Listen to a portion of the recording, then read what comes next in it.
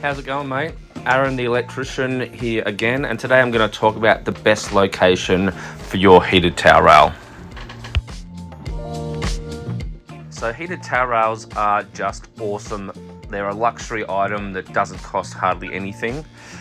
There's nothing better than getting out of a cold shower or a warm shower on a cold winter's morning and having a nice toasty towel to step into. But they can't go anywhere. You've got to be careful where you put them because water and electricity just do not mix.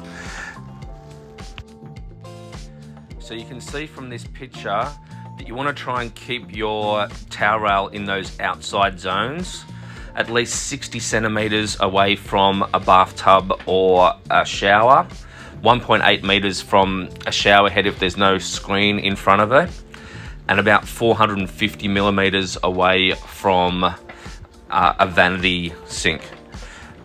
Ideally, you want to keep them at least 600 off the floor, just for functionality, and because they do get hot, they get to about 50 degrees, so just to keep little hands away from them.